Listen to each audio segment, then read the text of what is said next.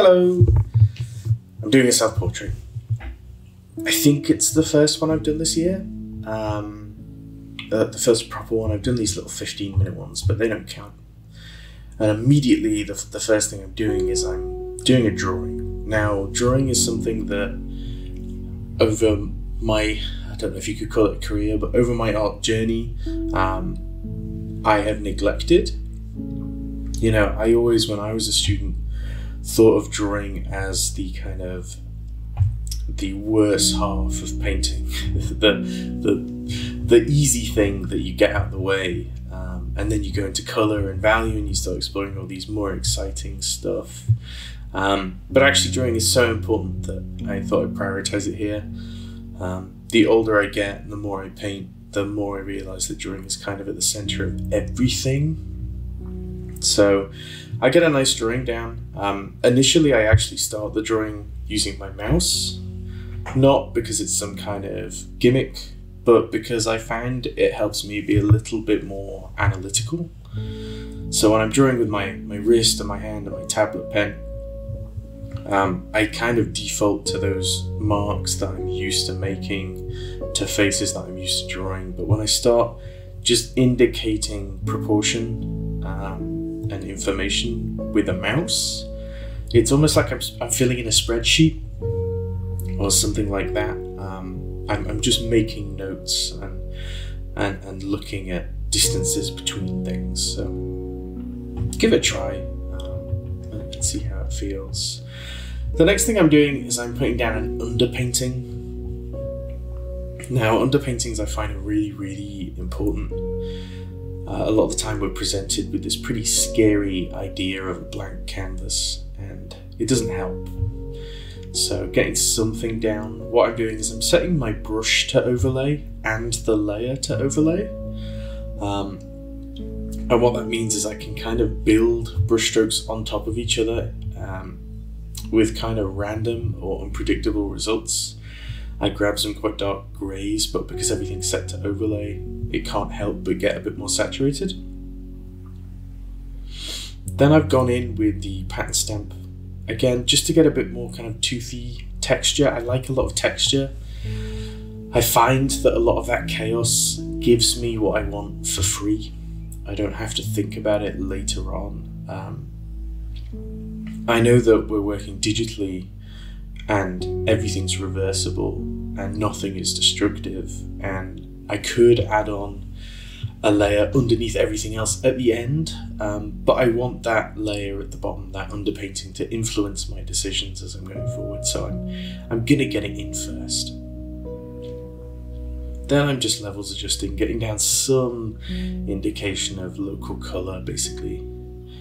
Here I'm actually grabbing selections straight from my reference, not of something specific. I'm not copy pasting one of the flowers over or anything.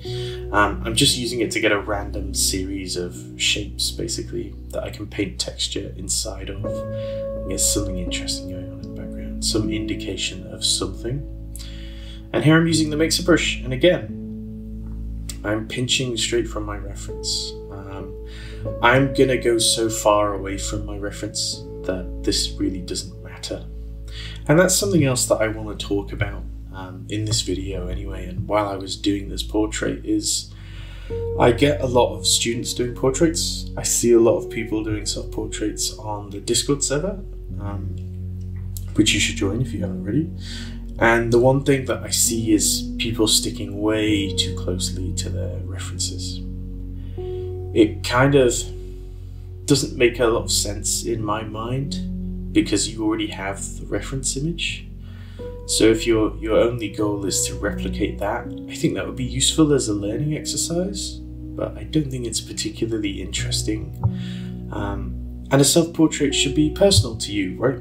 It should express something about you artistically, not about what kind of camera you have or what kind of phone you have.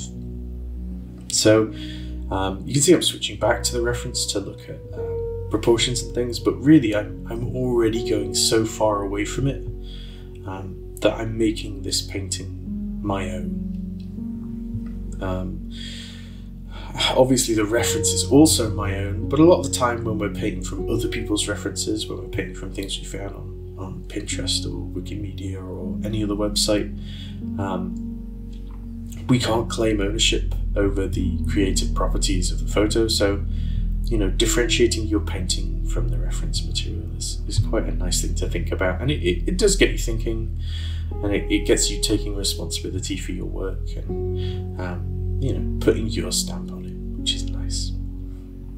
I'm kind of slowly getting a little bit darker here. So if we think about this as a value scale, I've kind of begun in the center at those mid-tones. Everything's very washed out grey. And now I'm working my way outwards. I'm slowly getting a little bit darker, a little bit lighter, just plopping in areas of information where I need them. Then I just start working on the background. So the background's not something I usually pay attention to in these self-portraits, but I really wanted to this time. My fiance got me these flowers for our anniversary, and I don't know if I do a good enough job at it that you could tell, but they're kind of dying at this point. It's been a couple of weeks. I know that it sounds morbid, but it's been a couple of weeks that the plants are dying. And as they were dying, they turned these beautiful kind of mottled yellow colours, yellows and browns, and I really, really like the look of them. And also it's winter. Today is the 1st of December, so it's getting colder, it's getting darker, everything is dying, and I thought that would make a kind of appropriate theme for a self-portrait. Right? So I'm kind of distracting myself here. You'll notice that I haven't painted the face in a while. I've barely touched it. I'm just noodling away on the background. It's not for no reason. It's helping me establish things like color palettes, some kind of visual theme. I'm approaching painting these flowers in a way where I'm kind of making very hard edge selections and painting texture inside of them. That's not something I often do, but I wanted to experiment with it on something a bit lower risk, like those plants, before I move on and try and apply it to the face. So, you know, use other elements in your painting as an opportunity to try new things. The other thing that I think is really important to bear in mind with this is that it was 3 hours and 41 minutes in total. That's a long time. That's probably the longest I've painted anything. I don't tend to paint things for more than an hour, which is, again, another bad habit of mine. So I was pleased that I could sink in 3.5 hours. I thought that was a good achievement for me. But it wasn't all at once. I do think that if I had to do 3.5 hours all at once, I would not be very happy, and I don't think that would be a very effective way of working. So I did it in 20-minute chunks, which is also how I recorded it. So I did 20 minutes of painting, and then 20 minutes of playing The Binding of Isaac, or 20 minutes of painting, and then at a certain point I went swimming. I went and I made my dinner. I went to the corner shop to buy some food. And I was kind of breaking it up in that way so that this 3.5 hour painting actually ended up taking me like a day and a half, just at the weekend. But that was really, really good, because if you stare at something for 3.5 hours, you can't notice any of your own mistakes. And this is something that will pop up a little bit later in the video. Is I actually went swimming, and after I had finished, I pulled up my phone and I got the image up on my phone, and I started pointing out to myself and making notes of all the things that I thought were wrong with it. And then when I got home, I imported all those notes, because that's just a screenshot from my phone, into Photoshop, and I literally go through and I tick them off. So just to reiterate, that's kind of a point about stepping away from your painting, which is something that I think I'm going to do more often. I think I'm going to spread out my paintings. Again, I had this obsession previously with, like, if I started a painting, I wanted to finish it in the same session. And if I didn't finish it, then it would just stay unfinished forever.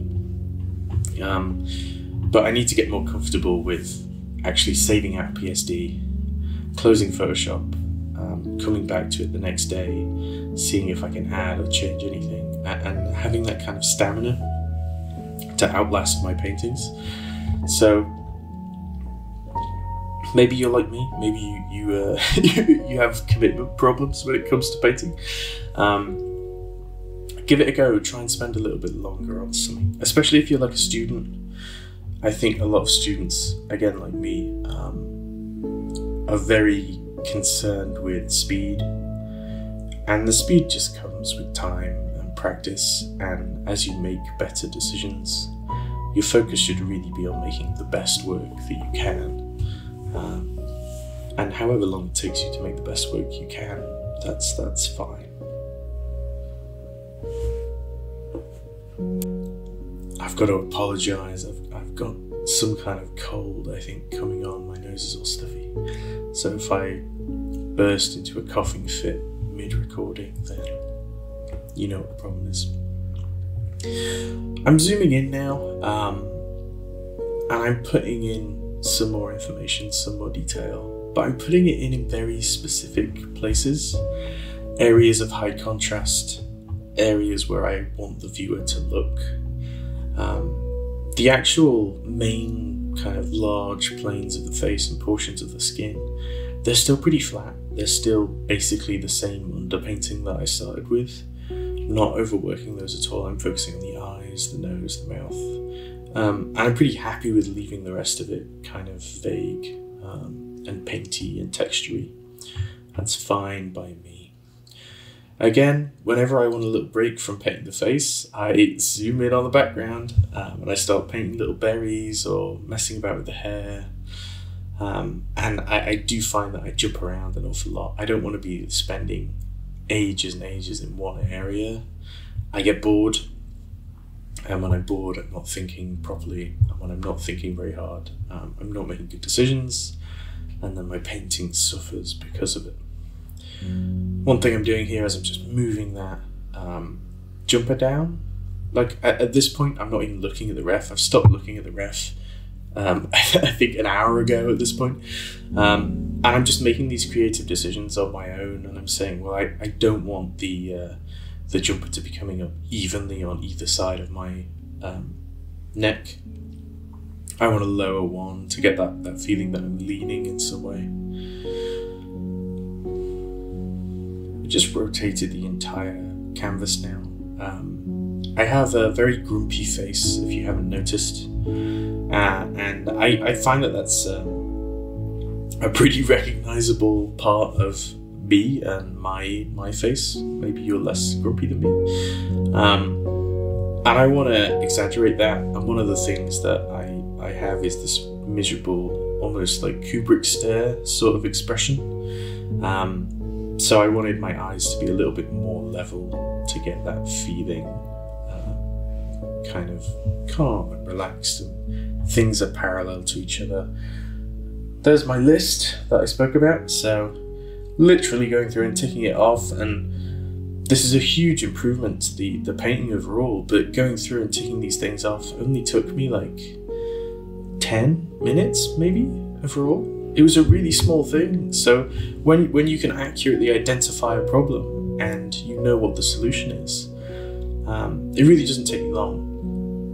So more time thinking, less time painting. You should always be sat there thinking a lot harder about what you're doing than anything your wrist is capable of doing. Just putting in some little final touches, darkening areas, lightening areas, some more information in the background. Noodling about at this point. The painting's basically done. Playing around with my beard down there. Putting in some more darks behind me. But at this point there's no dramatic difference in what I'm doing. You can see I'm kind of checking all the layers, flipping things. At one point I think about making my eyes this very vibrant blue, and I decide against it. Don't think it looks particularly good.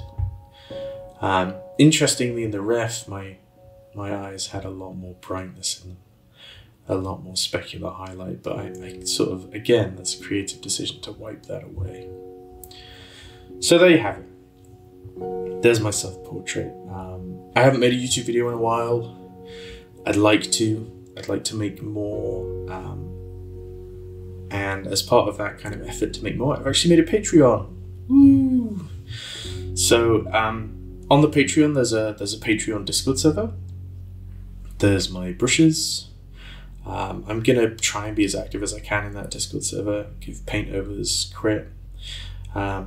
Maybe if there are enough people in there to do paint overs for, we can make a video where I go through and do a load of paint overs of people's work, something like that. But I hope you have a good day. I hope you have a good December. And I will try to make another video soon. Okay? Good.